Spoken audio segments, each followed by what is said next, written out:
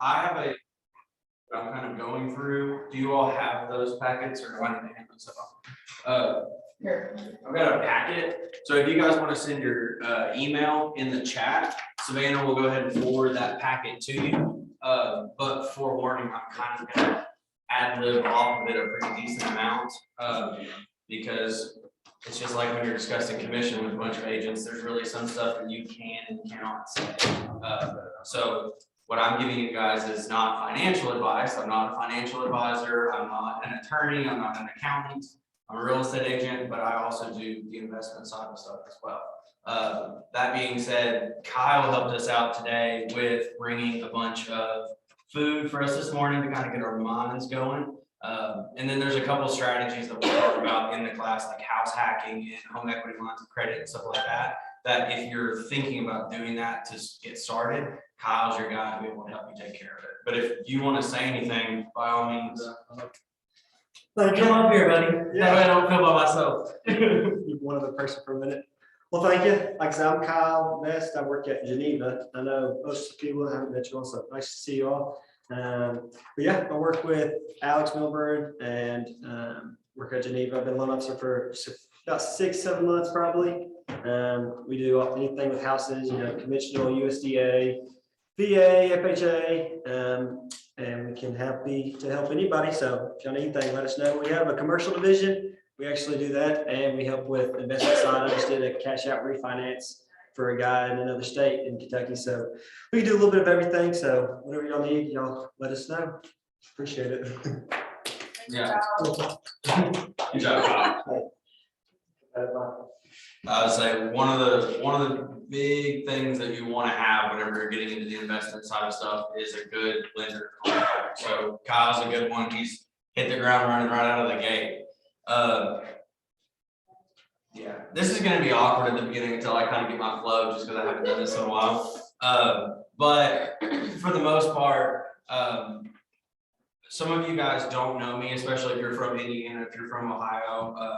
So to introduce myself, I'm Ross Cummins with Keller Williams Legacy Group. I've been a licensed agent for about 7-ish years now. And I just need to breathe because this is stressful. So I've been doing this for 7 years now. On the real estate side of things, I got into real estate to be able to find a way to get into the investment side of real estate because that's what I truly enjoy more than anything. And so I can remember being in my first apartment whenever I moved out at 17 years old. I remember sitting in my apartment on my green leather couch that I had been gifted because I was still 17 trying to furnish my whole apartment. And I just remember sitting there thinking, this is where it's at, because someone else was making money while they were sleeping, and I was basically paying them a good chunk of change every single month to go towards rent, which is now probably half of what that rental would have costed monthly. But I just remember kind of telling myself at that time, this is what I want to do. This is what I want to get into. I want to own properties like this and be able to create passive income. So fast forward 7 years into the future, and after probably 3 years of religious follow-up, I am now under contract to be purchasing that apartment complex that I first lived in when I was 17 years old. So it was kind of crazy to see how everything came full circle. But this isn't going to be a do as I say, not as I do. I actively do this every single day. And if there's something that I don't do, I'm not going to point you in that direction because I don't know enough to tell you about that direction. Like you'll see, there's a couple things that I'm going to kind of go over fairly quickly and not get too into the weeds on, just because I know enough to be dangerous with them. Like for example, Airbnbs. I know a great contact for Airbnbs through Kentucky Life Property Management. I don't really do the ins and outs of Airbnb type properties. So if you're here for that today, this may not be the best class for you. But what I'm here to kind of talk about a little bit more is cash flow. What you can do, all the different ways that you can actually create income through real estate. So what you can expect from me, disclosure, I'm not liable for any of the information that I give you, not a financial planner, all that's already been said. But today I'm going to walk you all through some of the main questions, comments, and concerns that I hear about investing in real estate. And I'm also going to walk you guys through why people choose to invest in real estate, some of the different strategies that those investors choose, how to finance deals, and how to find your ideal strategy to get started. So just kind of trying to keep it simple. That way I'm able to hopefully provide something that actually sticks with everybody. That being said, one of the things that I kind of got started with just researching on how to teach the class is what is real estate, or what is real estate investing. Basically just the purchase of a property without the intention of really living there, but making a profit off of that property, which is pretty self-explanatory, but there's a few strategies to where you can kind of use owner-occupied loans to your benefit to be able to actually turn those into investment properties along the way. And anybody who owns a house right now in the past 2-3 years, it's basically been an investment property with how much they've been appreciating year over year. So your equity has gone crazy high.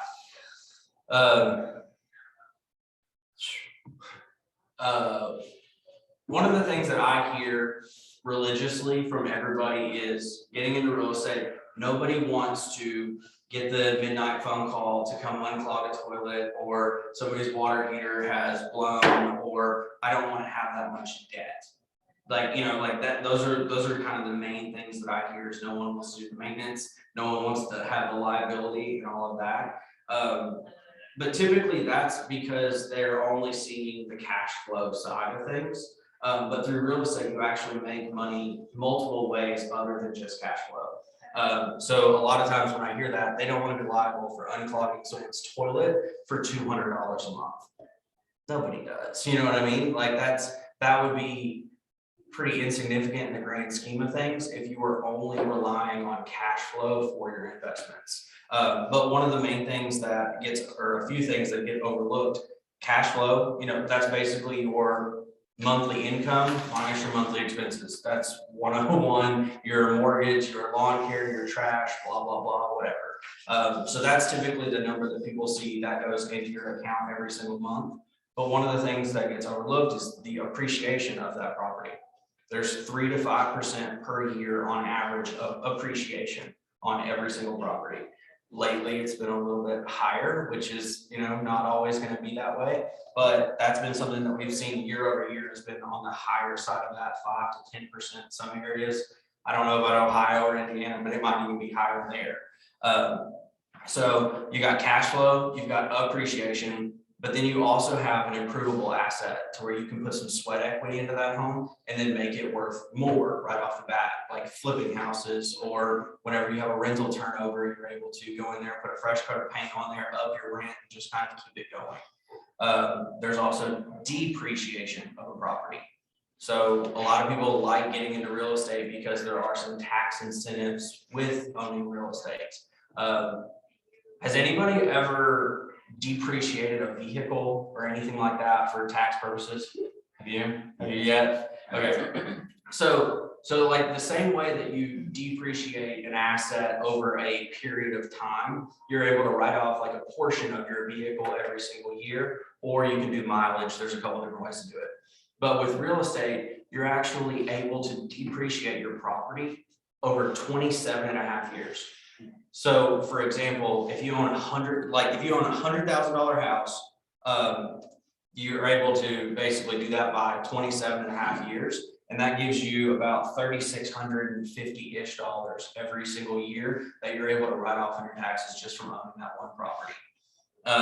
So depreciation is across 27.5. If you get into commercial or like a hotel or something like that, it's 37.5.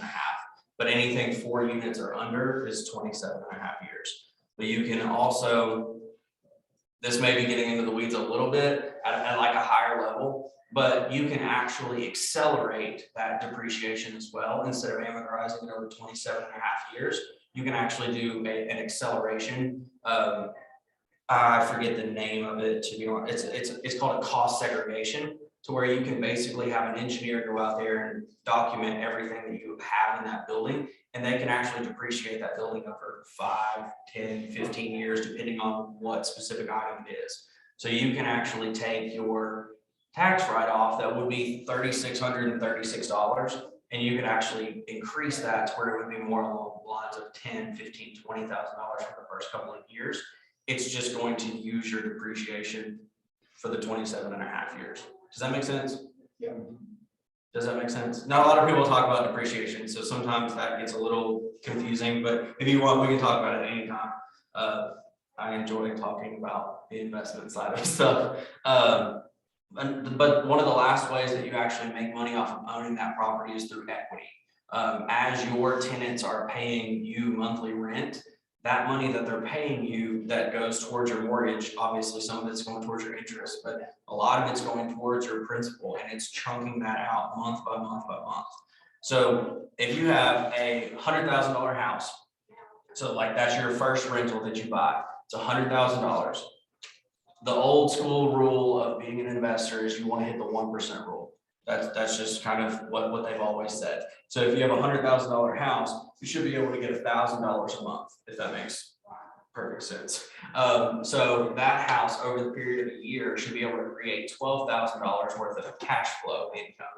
So does that make so you'd have $12,000 per year coming in off of that, but then that house also appreciates because it's a $100,000 house. Appreciation is 3 to 5% per year. Your house is also going to appreciate between $3,000 and $5,000 per year, which lately has been more along the lines of the 5%.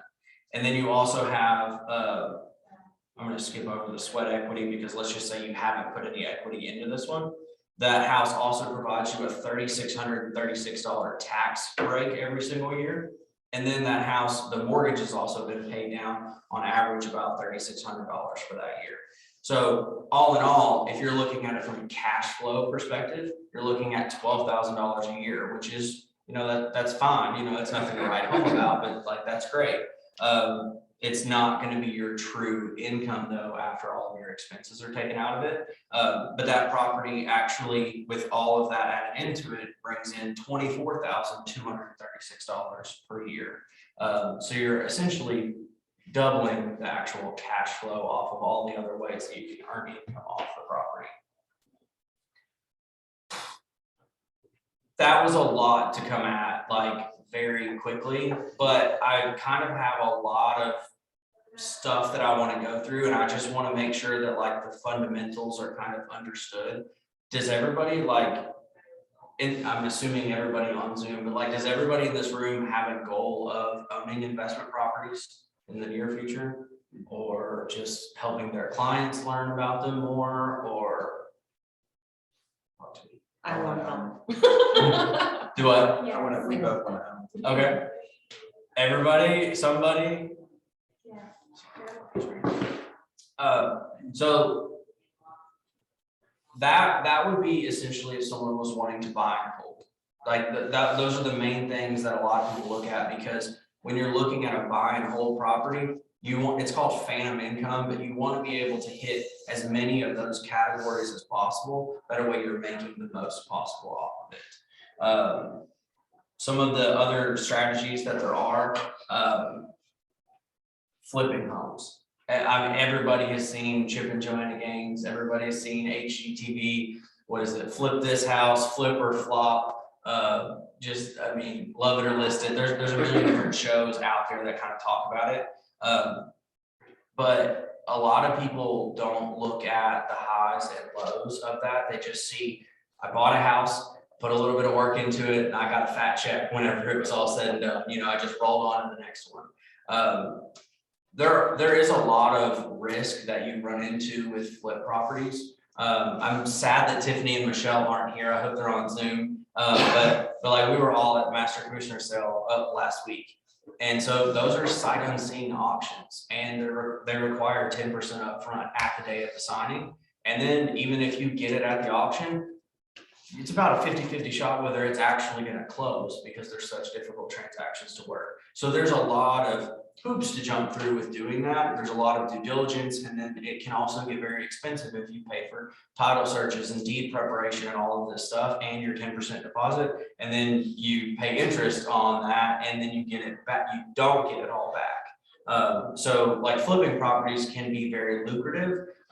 However, it's not a process that I have perfected, because to be honest with you, when I fix something, I fix it right from the very beginning.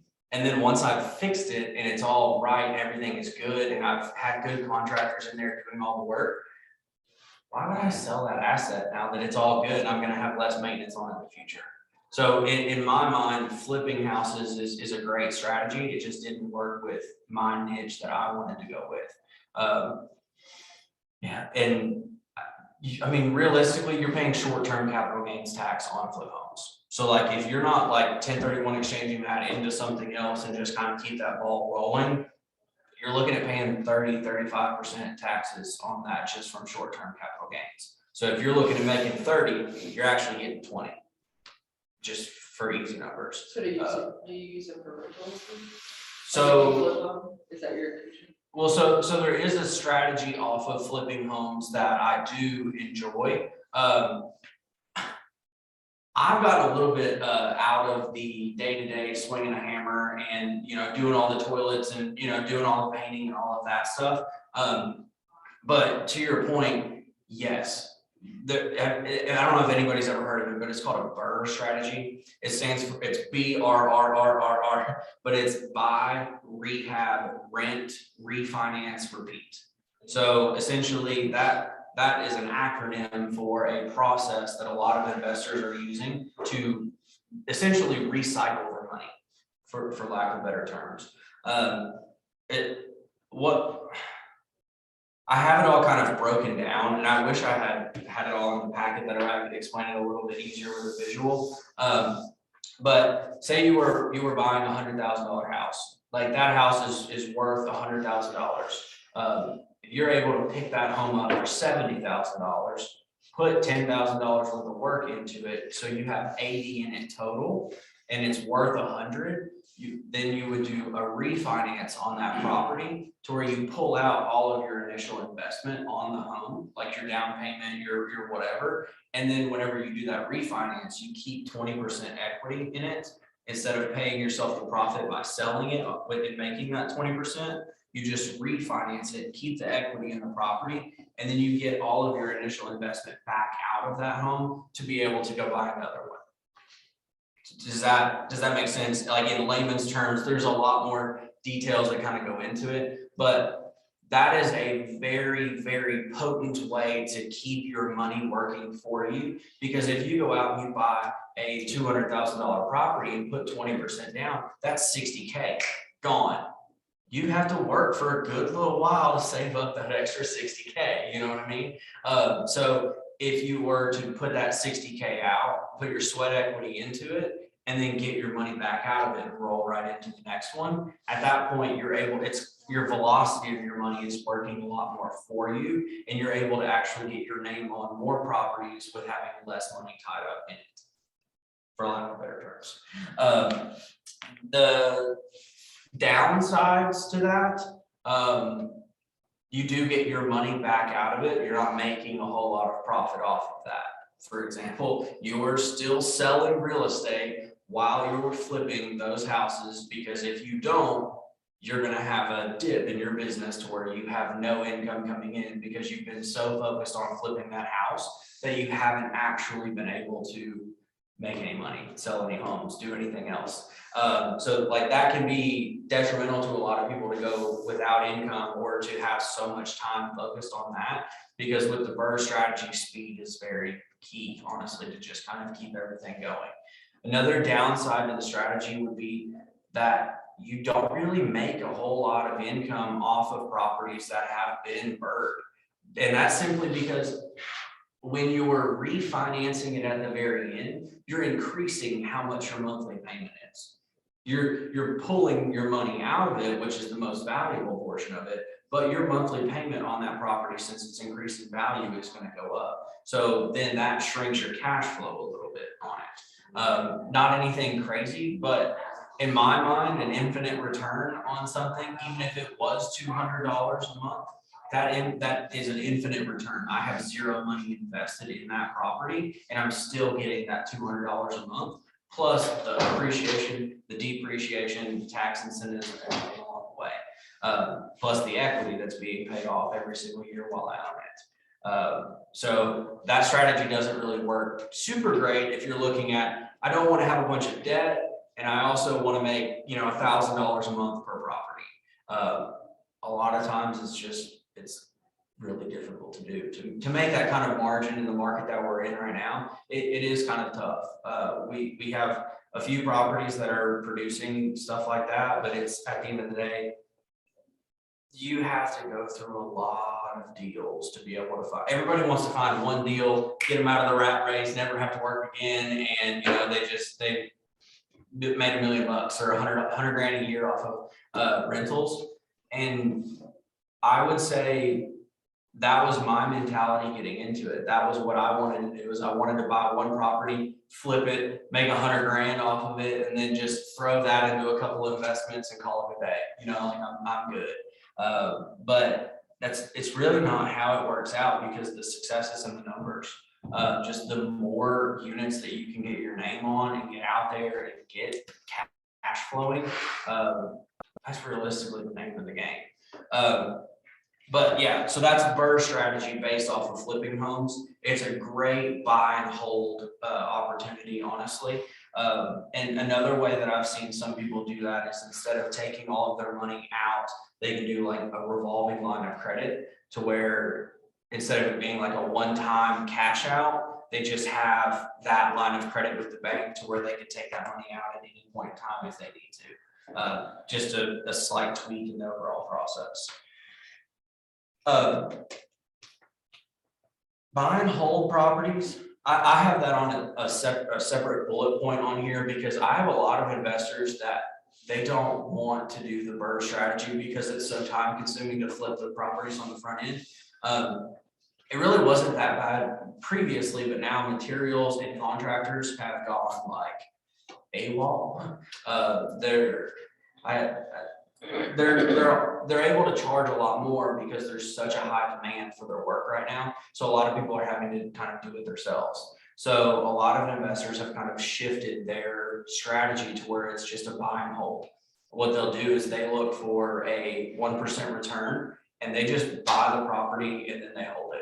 They immediately just assume the ownership. They don't have to do a bunch of renovations. They don't have to do a bunch of random work. They don't have to go months without having tenants. They just step in and start cash flowing from day one, which is an amazing strategy, and that's what everybody wants. But it requires a lot of income up front, because those are typically 15 to 20% down loans. So if you're putting down 15 to 20% on $100,000 building here, $100,000 here, $100,000 here, that adds up to $300,000 really quick. 20% of that, I mean, you get into a substantial chunk of change, to where you have a lot of cash flow coming in, but you've also paralyzed yourself from being able to buy the next one. So like there are pros and cons to each and every one of these. Short-term rentals, a lot of people see the short-term rentals as cash cows, and I would have to agree with them. I have friends that are making $5,000, $6,000, $7,000, $10,000 a month off of some of their short-term rentals, and that's profit. Like they're doing exceptionally well with short-term rentals.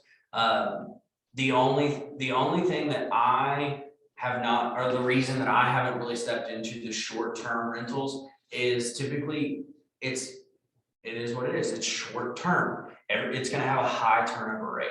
You're going to have that property cleaned religiously. You're going to have to do walkthroughs and inspections to make sure nothing's broken. It's going to be answering a lot of questions as tenants are there. It's going to be a lot more hands-on than your everyday cash flowing property.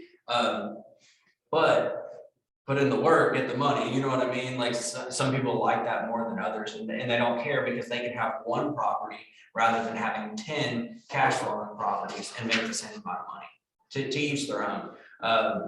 The thing that's kind of held me up the most about it is, if I want one, I want one on the lake or on a beach or somewhere far from home to where I can go there and I can use it personally.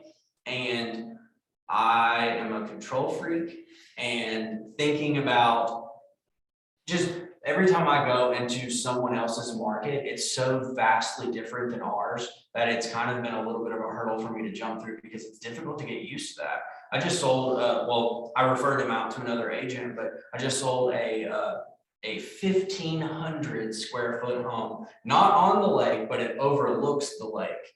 And it's furnished as an Airbnb with fairly cheap, furniture and whatever.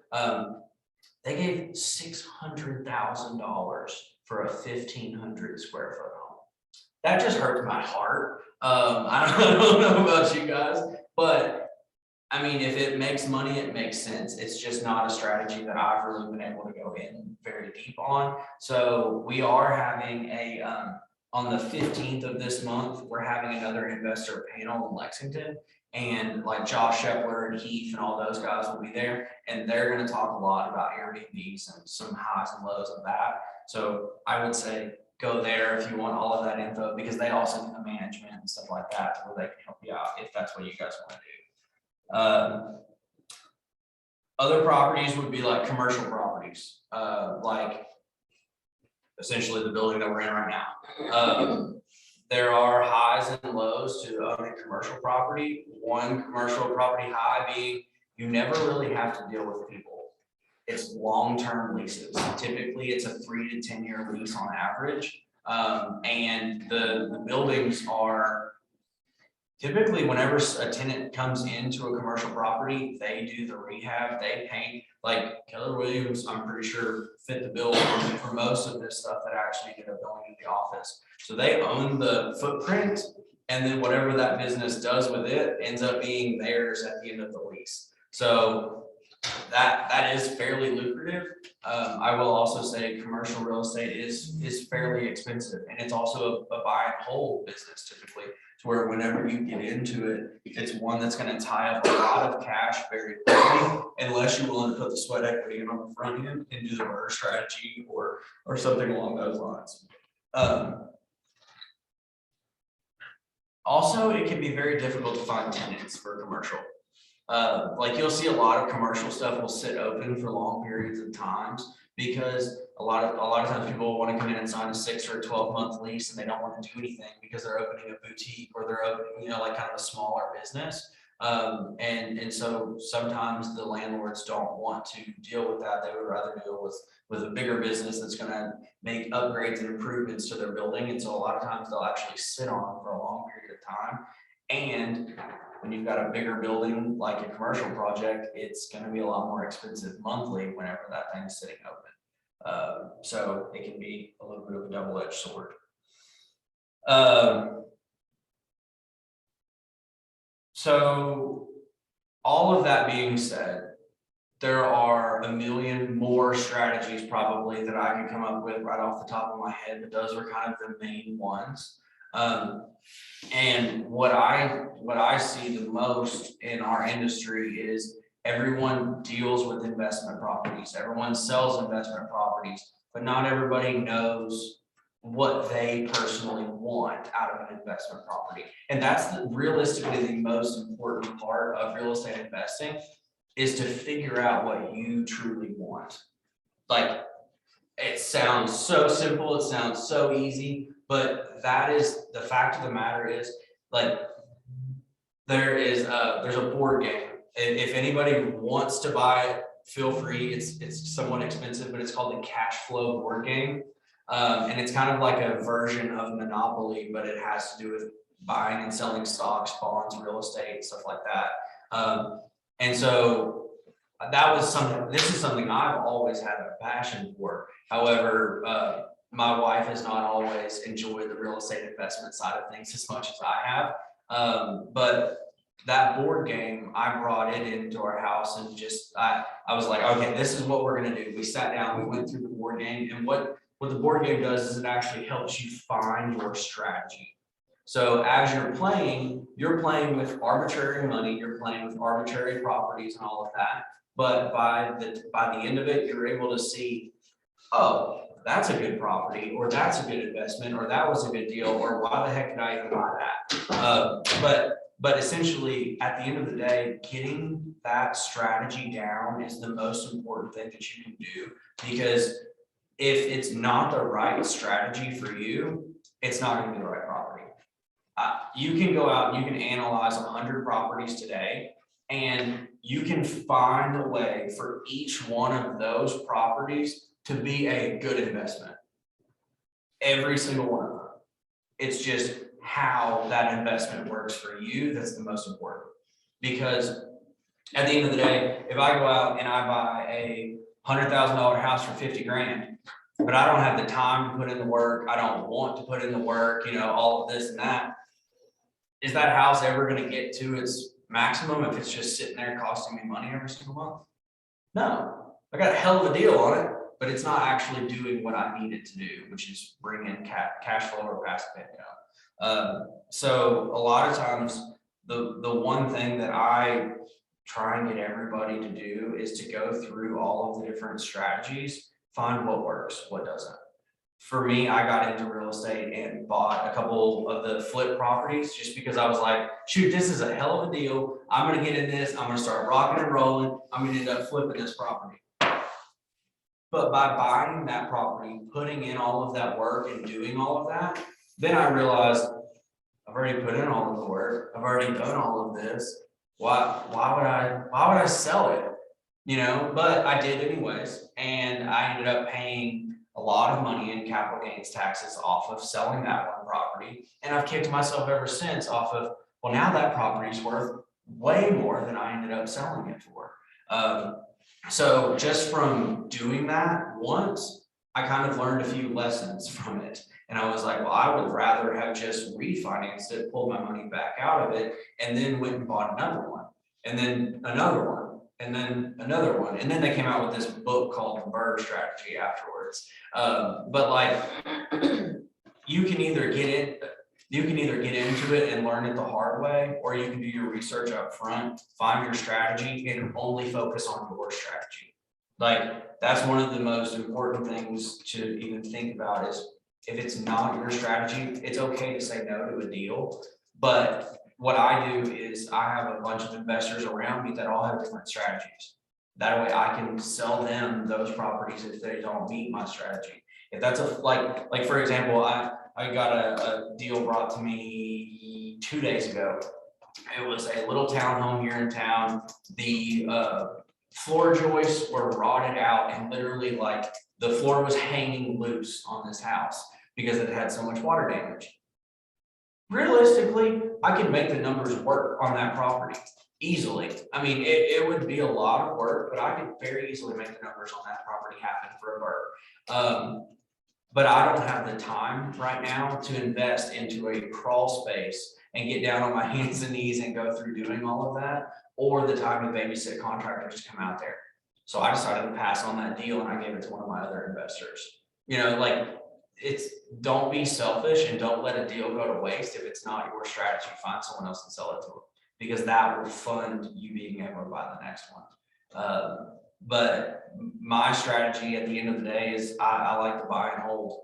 I like the BRRRR method. I think BRRRR method is a great method, because what me and my wife decided that we're going to do, or what we are already doing, is we bought 22 units last year alone. And when we were buying all of these apartments, one thing that I realized very quickly was that I didn't have the time to be able to do it. And if I did have the time, I shouldn't have had the time. I should be selling houses.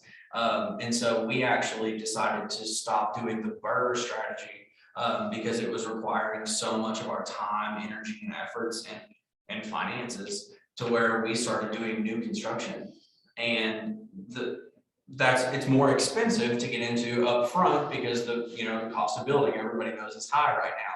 But at the end of the day, for me, this is not going to be the same for everybody, but for me, it was more important for me to not have to invest that much time, energy, and effort, but also at the same time, maintenance. Getting maintenance calls, getting, oh, my roof is going bad, or my HVAC is going bad, or whatever. The only properties that I'm buying right now are typically complete remodels or complete renovations or new construction. Because I want to go in and make everything brand spanking new and then not have to fix anything in the future, or at least for the next 5-10 years. Because I've got a full-time job, my wife has a full-time job, and she actually handles all of our management for the properties. So with our strategy, we acquire a better tenant. We have higher rental income off of those properties because they're harder to find. Everybody's slumlording it up in Madison County, it seems like. But I mean, we have 2-bedroom, 2-bathroom townhomes that rent out for $1,250 every single month, and they're great assets. I will say, we did hit the market at the perfect time with building the properties that we were in, to where I was actually able to burn new construction. So that was one of the single-handedly, like, probably one of the best investments that I ever made, was starting those new duplexes, because with how the prices jumped while we were building them and we already had our costs locked in, the prices jumped and we were able to do a cash out refinance and have little to no money in those properties. So in some of those duplexes, I actually have about $3,400 actually tied up in each one after pulling all the rest of the money out. And those assets actually produce about $1,033 every single month. So, like, imagine having $3,500 in something, and it brings back, a 30-something% return on your investment month after month after month. That is life changing. Like that's something that you can give to your kids. That's something that you can leave for generations to come. And that's the most important thing to me. Was whenever I started those duplexes, I bought 5 because I've always wanted to have 5 kids.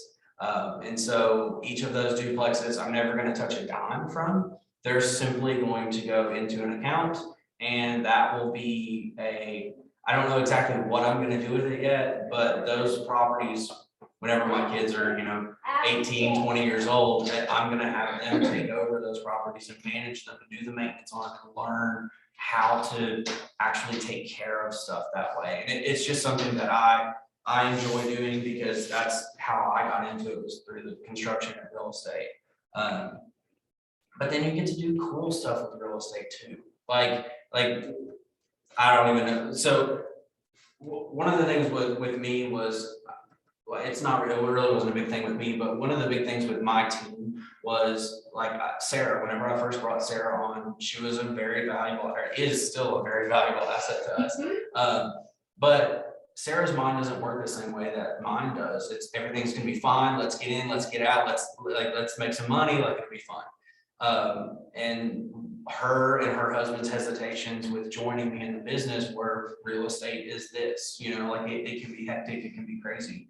And so the commitment that I had to my team last year was that I was going to subsidize our income through the cash flow of real estate properties. So as of actually by the end of the year, we were able to, all of our salaries, monthly marketing expenses, and everything is now covered on a monthly basis by the income that we generate off of our properties. So if the real estate market was to ever go to hell in a handbasket, we would still be able to pay for marketing. We would still be able to pay for our team's salaries. We will still be able to make it through until the next, upcoming market. That wasn't the most important thing to me at the beginning, but that was something that was super important to them. And being able to provide that was what was important to me, because that's my family and that's who I got to take care of, you know what I mean? But now we're actually in the process of doing some cool stuff. Like, I guess that's not really cool, but we're buying a property right now, and I actually used owner financing on the property that we're buying right now. And that property, every bit of cash flow that we make off of that property is going to go into a charity fund. So whoever we think we see a need, we're going to meet that need with the income from that property. And it's just going to sit in its own account. And whether it goes to a tithe at a church, or whether it goes to an event, or whether it goes to someone with a need, I want to be able to provide that for them. And so every dollar that that I end up making goes right back into real estate because I know that that's going to give us more income in the future. So with all of that being said, the easiest way to get started is to just get started. You're not ever going to have it all figured out. And if you do have it all figured out, you should have bought 10 years ago. That's something that I watched hundreds of homes sell for a quarter of what they're selling for right now. When I got into the real estate market, our local market was 12% foreclosures. And I did not know how to use the BRRRR strategy. I didn't know how to use other people's money. I didn't know how to use any of these things. But if I would have just made the first one work, I would have figured it out a lot sooner. So I would say my recommendation and your homework would be figure out your strategy, what works best for you guys, and then just go analyze as many deals that you can. Whether it's that strategy or whether it's another strategy, just go analyze 100 deals. You will find a way for each of those properties to make sense. I've had properties where the seller wants an incredible amount of money, but it's a multifamily property, and I found an investor that had a bunch of money sitting in. He was going to put it in the bank. He was going to make a 0.009% interest on the money versus making a 10% profit in real estate, basically. So instead of that money sitting in an account getting him $1,000 a month, he's currently making $30,000 a month off of that same investment with us. That property didn't cash flow for everybody else that was financing it, because the margins were a lot smaller. But for him, it's the best investment he's ever made. So I would say just analyze as many properties as you can and find your strategy. I would say those are your two most important things. Resources for a lot of that would be like Bigger Pockets. I know they have a podcast, but they also have a really, really, really helpful website. They have a segment on their website on how to analyze properties. So like literally you can do, whether it's a buy and hold, whether it's a flip and rent, whatever it is, you can actually go on their website, you put in the numbers, and then it outputs what your cash on cash return is, what your monthly cap rate is, basically all of the numbers you could possibly want.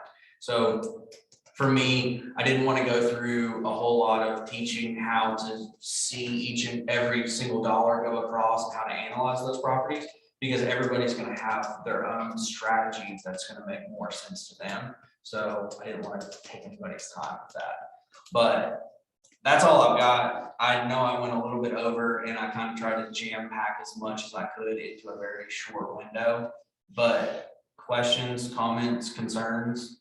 Is there anything that came through on the Zoom? Taylor said, what was the name of the website? It's just Bigger Pockets. It's Bigger Pockets, biggerpockets.com, analysis, and then rentals. Rentals may have been the tab that I ended up using, but you can go on there and it's just one of the headers at the top. Super quick, super easy. I think you get like 50 of them free, and then it's maybe like a monthly subscription or something. Todd Paxton's raising his hand, so I guess he's gonna ask it out loud. Go ahead, Todd. What you got?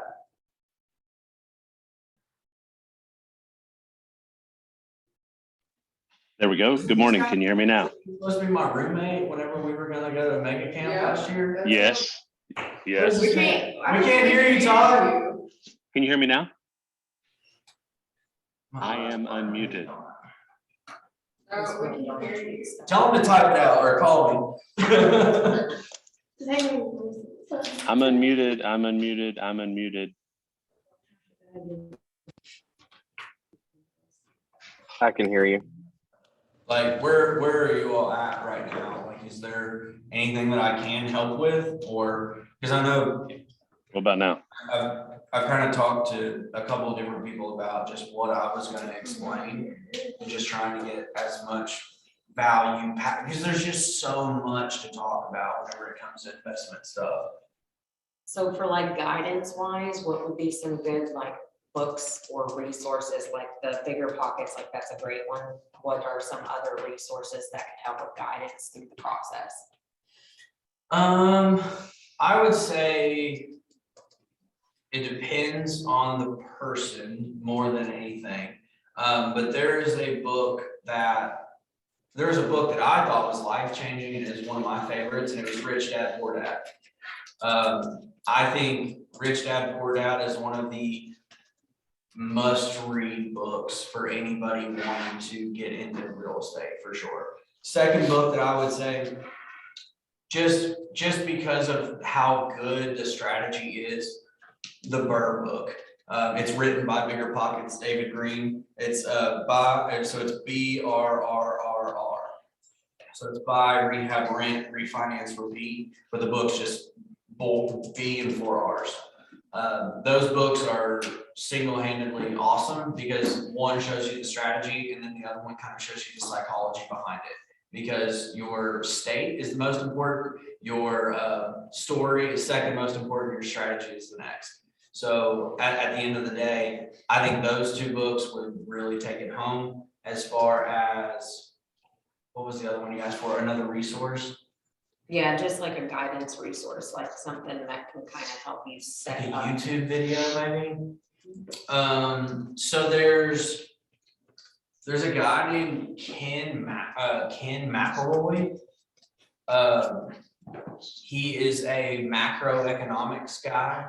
And if you're getting into the real estate investment game, you're getting into the macroeconomics business and industry.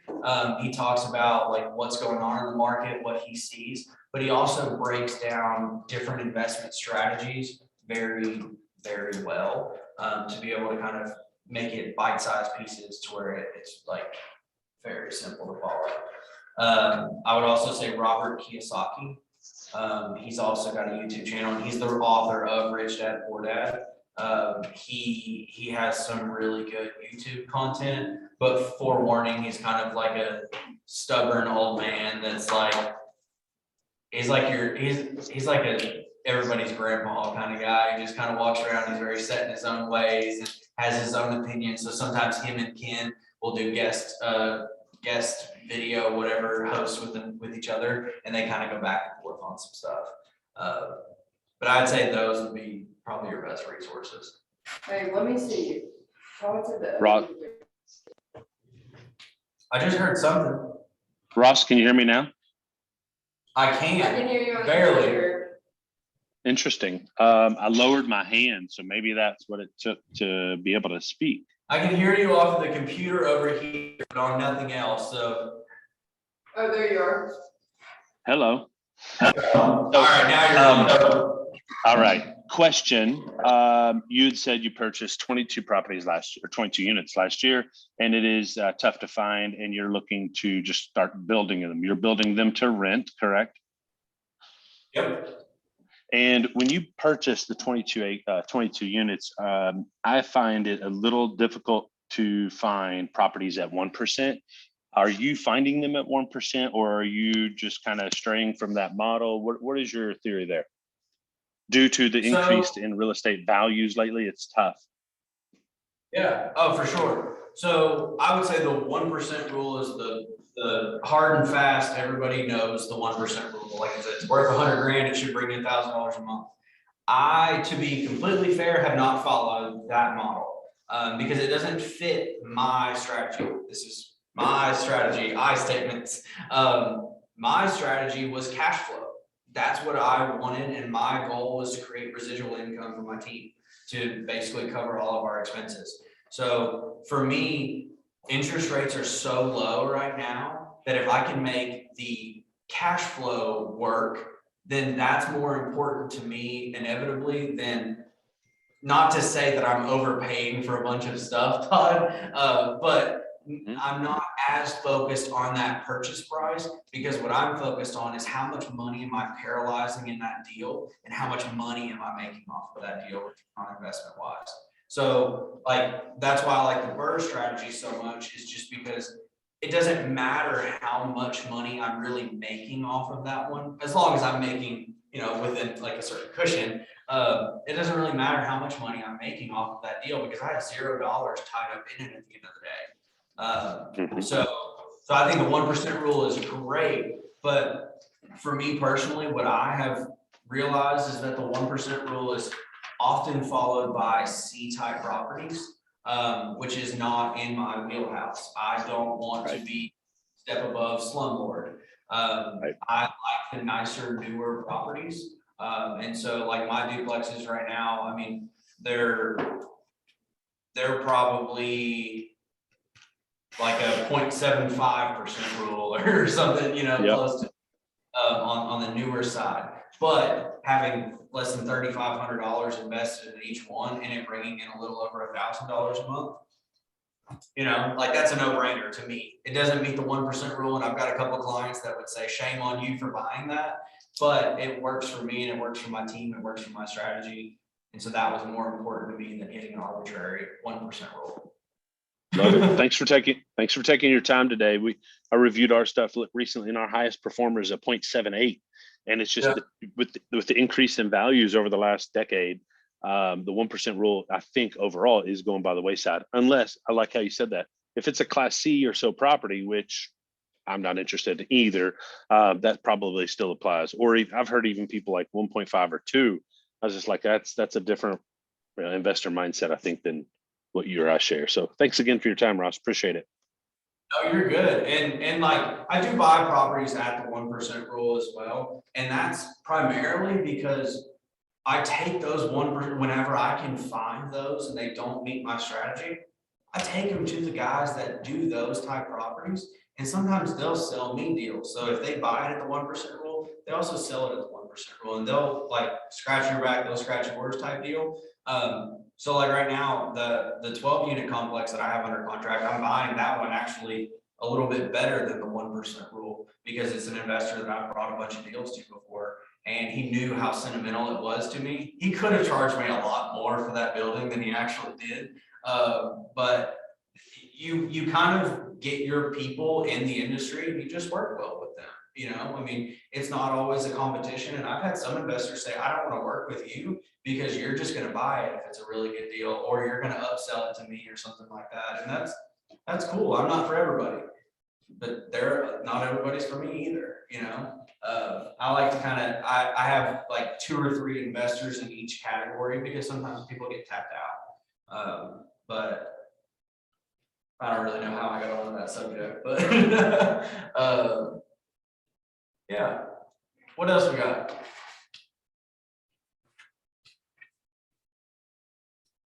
You say start with single family or duplexes or fourplexes? What do you recommend at the very beginning? I didn't really go into the house hacking thing because I ended up being over time. But one of the things that I really like is people's strategy of house hacking. I bought an FHA loan house whenever I was kind of getting started, and it was a great investment. I will say I bought it through Alex. It was, well, the same company that Kyle works with, but it's Geneva Financial. I actually bought it when he was with his other company, but I bought a 6-bedroom, 3-bath house. I went to go list this house and I walked through it and everything. The guy was like, hey, I had it on the market at this price. It didn't sell for that price. And it was like 10 years ago. And he was like, I want this out of it. I don't want to clean it. I don't want to show it. I don't want to do anything. I just want this out of it. Like, what can we do? I was like, well, I'll give you that out of it, you know? And so I ended up getting, it was like 130 grand or something like that. Like, you'll have some deals that just fall in your lap. Just don't expect it to happen very often. And so that property, like I said, you can do some cool with real estate. Like, it's so much fun because that property that I purchased, it's a 2-story on basement. I walled off the basement to where it's 2 separate units. They have their own utility meters and everything. And so now that home is a duplex. So the upstairs rents out for $1,200 a month and the basement rents out for $750. That's almost $2,000 a month coming in off of a property that I got for 130 grand. I pulled my money back out of it and all that. So like realistically, I only had 5 grand in on it because I did FHA financing at the very beginning. And that property, what's cool about it is my wife owns that property now. So if anything ever happens to me or my company or the business or the team, you're welcome. She's taken care of. You know what I mean? Because that's what's important to me, is that my people are taken care of at the end of the day. Like that's service over self every single day. So it's not a buku amounts of money, but if she's able to make $1,200-1,500 a month off of that property, that adds, that builds up over time. And she doesn't really need that income right now, so it's just sitting in an account, building, that way she can end up buying another one with it. So I say the difference between single family, multifamily, buying a shed, I don't really know that there is a right or wrong answer. It's just whatever meets your strategy. Because if your strategy is to just pay them all off and be as potent as possible, that's going to be one answer. But if it's going to be a highly leveraged, I want as much debt as I can physically take on because you're making money off of the bank's money, then that's going to be a different answer for you.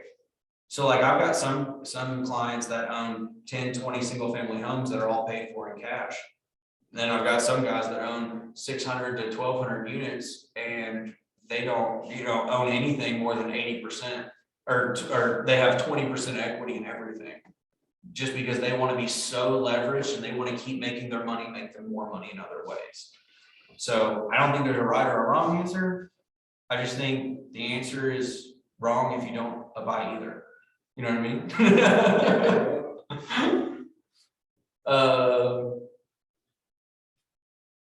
Another question I get a lot is how to get started if you don't have any money.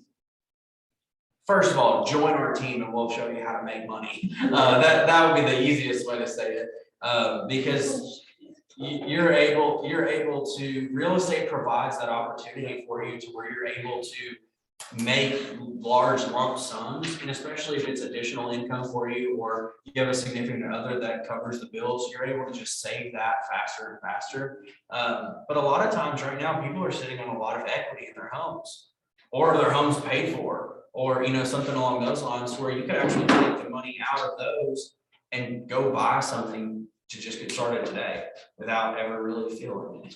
You'll pay more of a mortgage because it's going to go up, but at the end of the day, you're going to have cash flow, which will hopefully be a lot more than that. Yeah, shameless plug, sorry. No, we've got, so we bought 22 units last year. We've got 28 units under contract to close on already this year. And that's just the investment side of things. It's not really including our real estate sales and team and all that stuff. So it's definitely built itself into a crazy game. My wife's actually stepping down at UK to go part-time, or she's not stepping down, she's stepping down from full-time to part-time, because with the units that we have under contract, I'm not going to have the time to manage them, and so she's going to have to basically step up to the plate and do that. So I think she's pretty happy though. Yeah, that's my story and I'm sticking to it.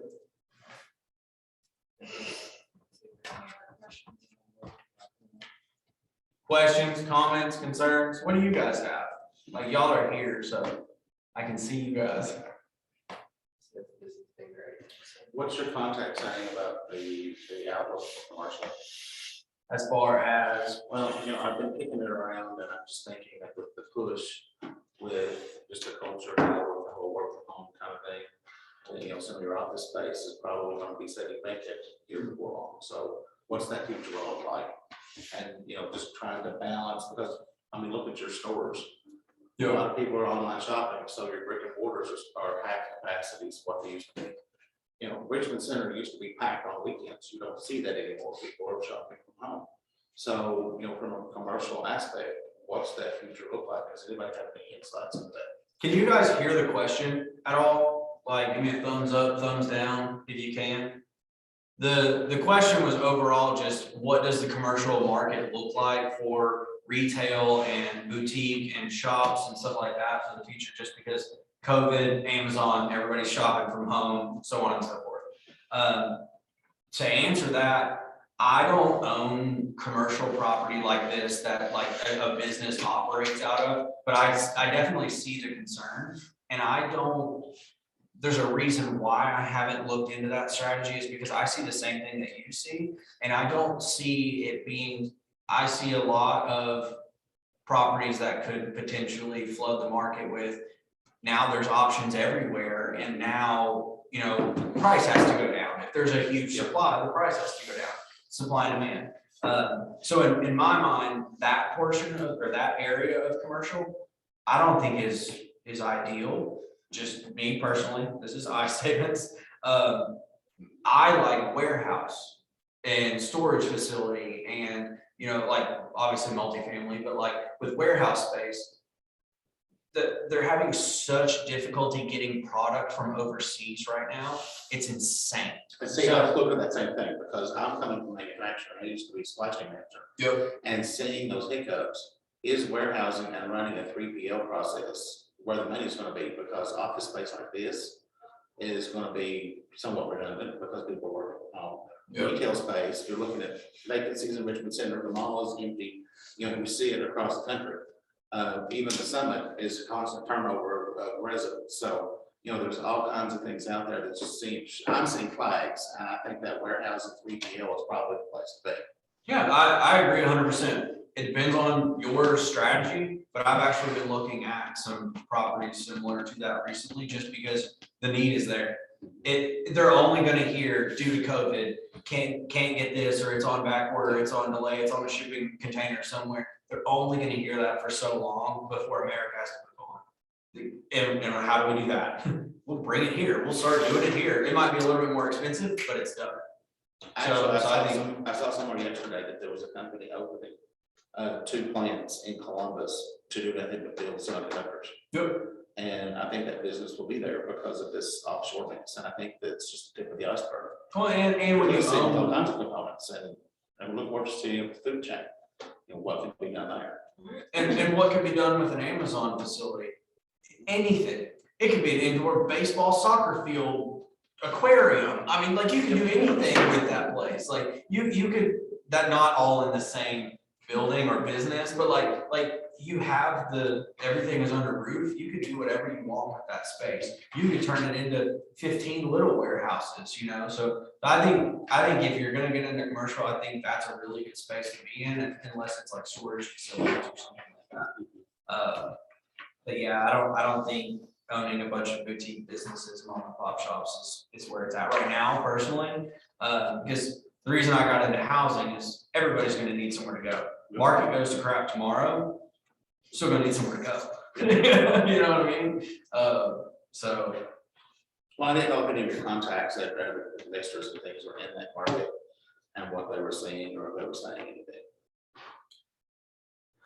From what I've seen, and this is just what I've seen, I think a lot of people get into it on the residential side or the multifamily side, and then branch out once they kind of figure out, oh, I hate talking to people, or I hate doing all the maintenance and management. And then once they have a little bit of that income built up, they can throw up a big warehouse somewhere, sign a 5 or a 10-year lease, and never hear from them again. Yep. So like, I kind of see that typically as like a progression that most people work their way towards, but not to say, I mean, if you're sitting on the cash to be able to buy it, I mean, that could be your first one too. Well, I mean, It's just not mine. I don't have that. it would be a huge investment, but, you know, just looking at the services that could be ran out of that from a 3PL perspective, it would be very profitable. Oh, for sure.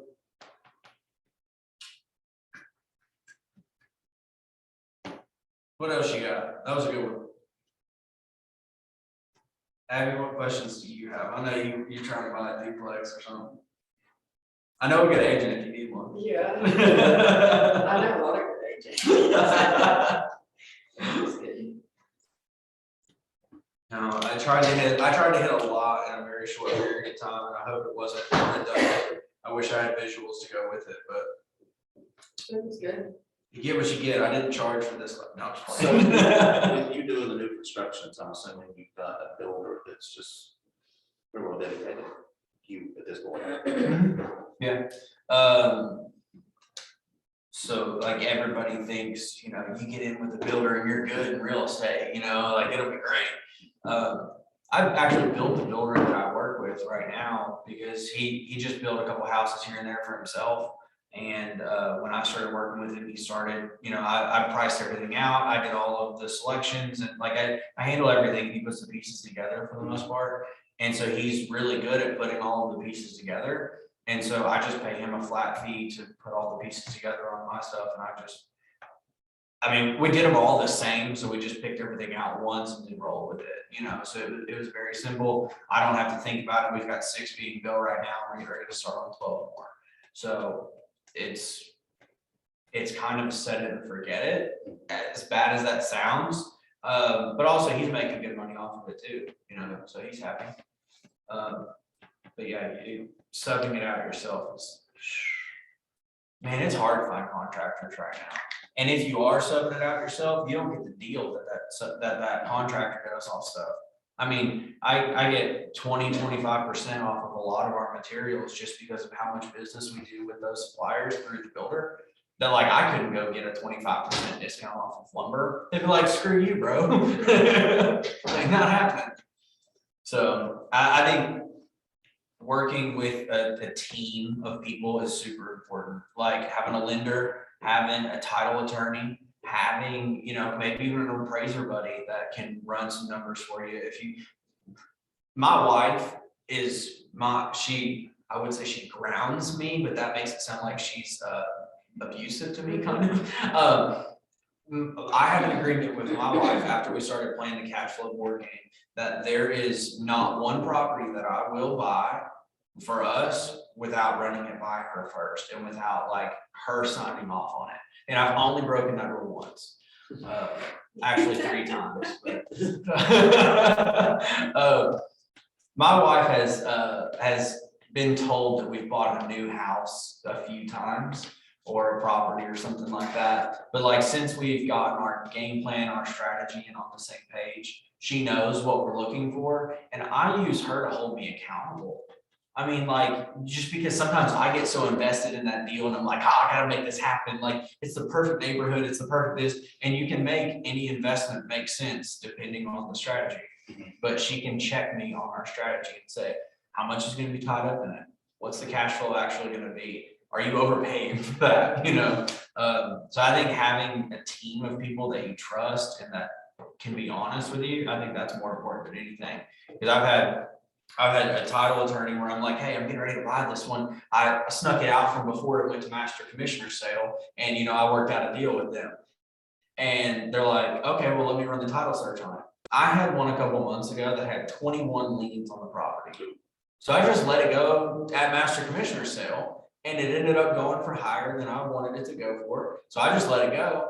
And then the guy that ended up buying it, he had to pay for a title search. He had to go through all those hoops. He actually even had to go to court for it and everything, and still didn't get to buy the property and lost out on all the money that he had invested in it. So like having those partners, like I use Karen Mummy, I use Alex Milburn and Kyle with Geneva Financial for everything almost. I would say if it's not a construction loan or a large commercial loan, like those are my go-to. So Karen does a lot of business with us, and she'll kind of help me out if I need something along those lines done.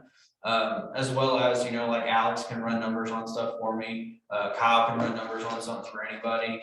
Having a contractor, That would be. that's one of the biggest things, just because anybody will say, oh yeah, I can fix that, or I can do that, or whatever. Getting them out there, getting them on time, and getting them to get it done for a decent price, What? whole other story.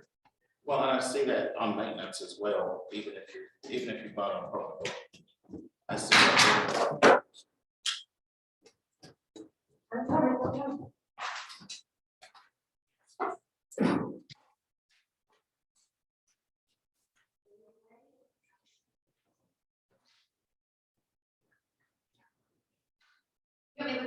Not sure what just happened, Oh, but she's okay. I hope everything's all right. Yeah, But just- she's got a dog that's had a lot of health issues lately, and I think they just got another dog to kind of keep that one happy, and they have been fighting a little bit, so I hope everything's all right, but. But I've seen in apartments too, being an issue with just getting help out there for the plug toilet or the water heater that's exploded or the dishwasher that quit. Yeah, I mean, that's why I went to new construction, to be honest with you, because I have a great relationship with the builder, and like we do everything together, and he's actually a really good friend of mine. So like the new construction aspect for me made more sense because I get a 1-year builder warranty on everything. You know, I mean, like, I do everything. So- yeah, exactly. Like it's great, but the thing with building, it's very difficult to find multifamily property right now. Very difficult. Like if you want to find duplexes or duplex lots, fourplex, triplex lots, there's a waiting list.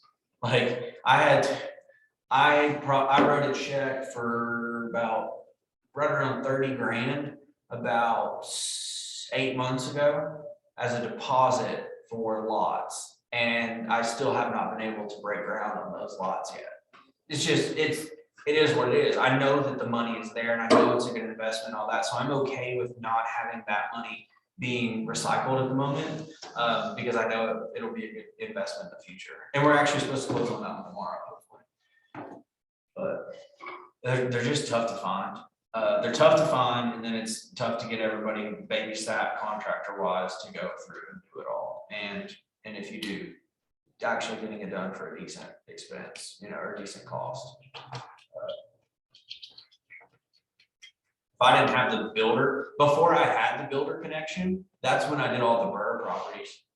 Like that was before I started doing the new construction. I just did all the renovations myself, and I didn't really have time to do a bunch of, you know, reaching out to my sphere, my past clients and this and that. So I just took a selfie stick with me and I did a video like, hey, I'm in a crawl space today, and hey, I'm doing this, and you know, we're putting up wainscoting and we're doing board and batten, and we're, you know, like I just kind of kept everybody updated on what I was doing during the process, but like it wasn't fun because I have a construction background before real estate, but I don't like it. I don't like plumbing, electric, drywall, painting, all of that. Like I like doing built-ins, I like doing like woodworking type stuff. I like that. That's fun for me. But you don't get to do that in apartments very often, you know. Is anybody online still watching? Any questions that they have? No one else is saying anything in the chat? No, you're good. I hope I was able to give some nugget that actually will be able to stick. All right, sorry. Signing off. Oh.